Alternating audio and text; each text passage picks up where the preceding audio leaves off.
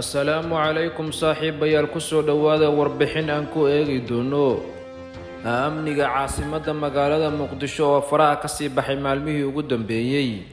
Magaalada Muqdisho ayaa maalmahan waxaa ka taagan dhacdooyin aanan hore loogu baran. Dhacdooyinka ayaa waxaa ka mid ah in dad hubaysani ay guryaha ugu daataan shacabka degan xaafadaha magaalada Muqdisho, kadibna ay ka urursadaan taleefanada intay ku qabtaan biskoolado iyo huba. Qaarkoodna ay wataan baangado iyo mindiyo. Dadka ayay ka urursanayaan taleefanada, kadibna halkaas way iskaga baxsanayaan. Sidoo kale xogaa aan helayna ayaa sheegaya in qaarkood ay ku qaraabtaan ayna iska dhigaan inay soo direen amniyaadka Al-Shabaab. Dadkana ayay waxay ka codsanayaan inay ku soo wareejiyaan hantida ay hayaan kana dhigaan seko loogu deeqayo amniyaadka Al-Shabaab. Arrimaha noocan ayaa ah kuwa aan looga baran caasimadda magaalada Muqdisho. Dhanka kale waxaa caasimadda magaalada Muqdisho dhib weyn ku haya ciyaal weyro laynaya ciday arkaan kana qaadaya taleefanada ama hantida qof kasta oo wadada maraya gacanta ugu jira. Ciyaal weerada ayaa taagan luuq kasta oo ku yaala magaalada Muqdisho. Arrintan ayaa gelisay booliiska magaalada Muqdisho inay ka qaadaan tilaabo degdeg ah. Booliiska ayaa ugu baaqay waalidiinta dhashay ciyaal weerada inay ka qabsadaan ciyaalkooda dhibaatada xun ay ku jiraan, haddii kale aysan hadhow barooran oo booliisku marin doono waajibaadka saaran.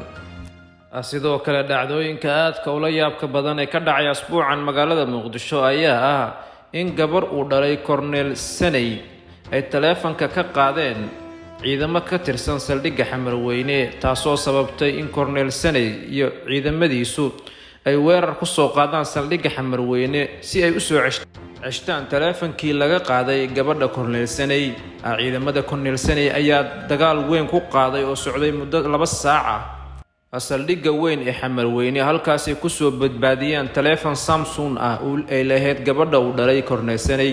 Arrintan ayaa aad loogu falaqeeyay baraha bulshada oo noqotay arrin la yaab leh.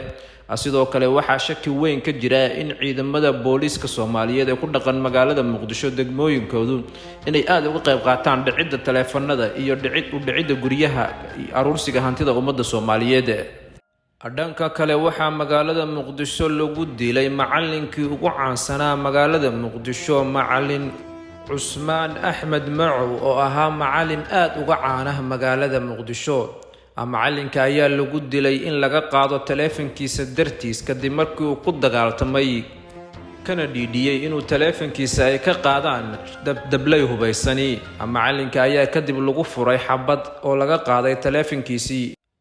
Macallinka ayaa ahaa macallimiinta aadka ugu qiimaha weyn magaalada Muqdisho, kana soo shaqeeyay muddo badan soo saarista arday badan oo qaarkood ay hadda mas'uuliyiin ka yihiin xukuumadda federaalka Soomaaliya. Macallinka ayaa ahaa macallin aad uga caan ah magaalada Muqdisho. Macallinka ayaa sababsaday gacan ka xaq daran.